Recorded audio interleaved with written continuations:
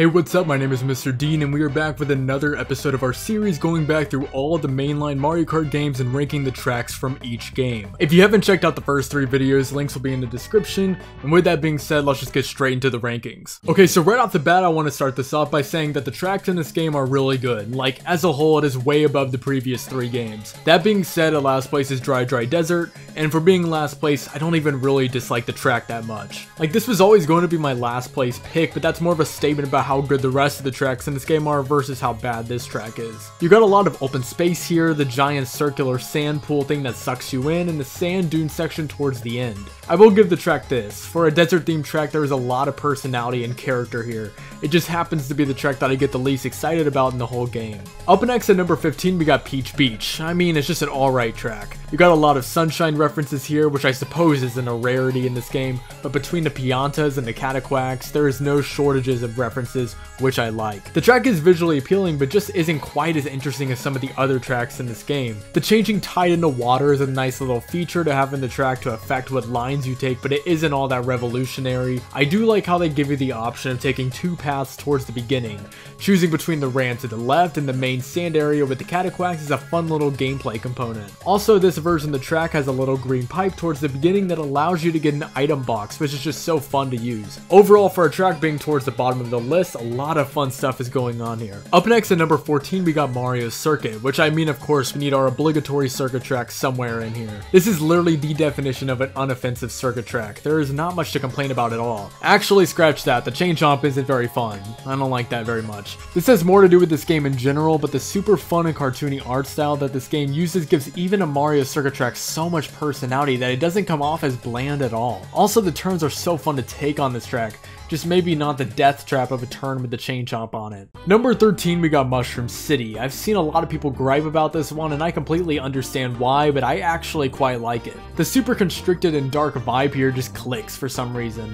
I think part of it is just the mechanics of the way drifting works in this game just makes it really fun to zip around this track, in a weird way really invoking the feeling of playing on an arcade. You definitely need to kind of know what you are doing here, since the layout can certainly come across as somewhat confusing at first, but once you do get it down, this is just such a chill and vibey course. Similar to Mario Circuit, Luigi Circuit is another circuit themed track, but they decided to get creative with this one, which I appreciate so much. Could have just been your typical drive along this bland track to the finish line, bang, we are done, next track, nothing to see here, but no. They made it so for half the track, you drive back towards the other racers. I didn't find this to really impact gameplay all too much most of the time, but it was such an interesting type of track design that we hadn't really seen in Mario Kart, and we still haven't really seen up until the Mario Kart 8 Deluxe DLC.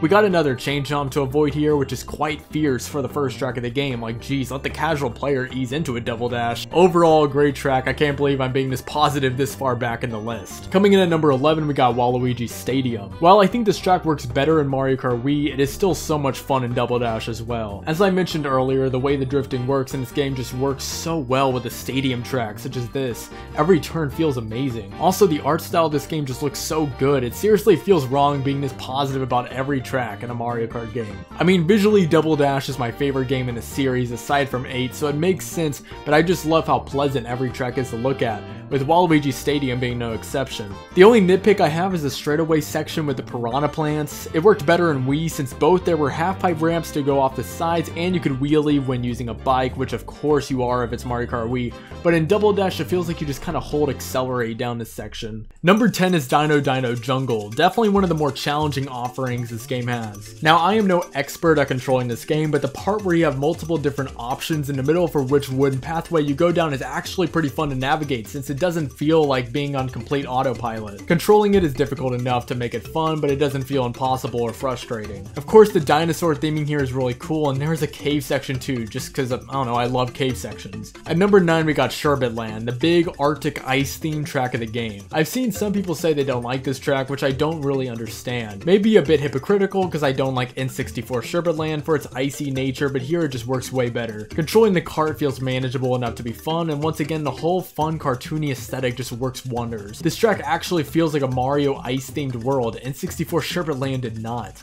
Up next at number 8 we got Mushroom Bridge, the better version of the 2 traffic themed courses in this game, of course the other being Mushroom City. This track feels much brighter and more open, which I think overall lends to me enjoying the races better. Similar to Peach Beach, you got a pipe thing thing at the beginning that gives you an item box if that's your thing. Also at the end you can drive on the railings of the bridge, which is insanely hard and I have no idea how anyone pulls it off. Just in general, I found this track to be weirdly a bit harder than Mushroom City, which I think makes it a little bit better. Now we get one of the most unique tracks in all of Mario Kart, Baby Park. See, this takes the concept of a simple and basic track design to its absolute limit, with it being a 7-lap extravaganza with only 2 turns. Yep, you just go in a circle over and over, but that's the beauty of this track. With how crazy items are in this game, it is just insane and bat crazy, but in the best way possible. Also, the theming here is pretty cool. You wouldn't think this simple of a track would turn out this well, but here we are. Next up at number 6, we got Daisy Cruiser, yet another track with just awesome theming. You are literally driving through a cruise ship, of course it's a good track. Between the part where you weave around the pool towards the beginning and the dining room area, I love what they did with this whole idea. Of course, there's even a little hole you can fall in, which is probably way slower but way more fun. Just once again, a creative track that is combined with a stellar layout. Number 5, the track that somehow has not gotten brought back as a retro, even though it absolutely should have been by this point, Wario Coliseum. I love the dark aesthetic of this track, but more than that, I love how closed in and tight it feels.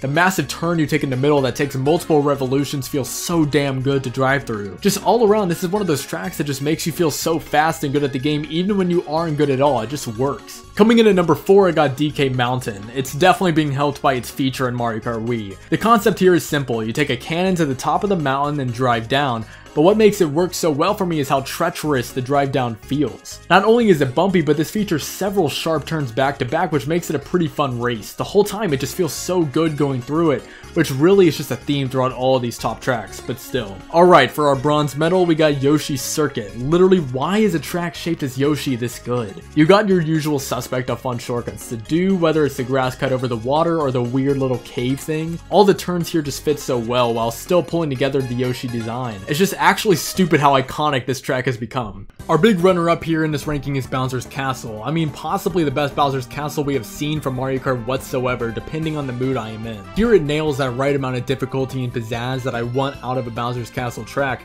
complete with the new standard of a giant Bowser statue spewing out fireballs that we'd see make a return in Wii. I mean, really a lot of Wii's Bowser's Castle takes inspiration from this, which definitely helps with the whole make Matt like this track thing it has going on. However, we all knew what number 1 was gonna be. The Rainbow Road from this track is just so heavenly. I mean, yeah, visually this track is amazing, but there is just something about the vibe of this Rainbow Road.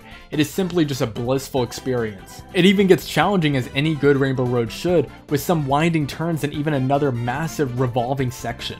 I also love the vertical cannon we got in this track, which is something we haven't really seen again from a Mario Kart track, just adding to the mystique of this course. Overall, that's my ranking for the tracks in Mario Kart Double Dash. I'm sure I got something wrong, so make sure to light me up in the comments for it if you disagree. Thank you so much for watching. As always, hope you have a great rest of your day.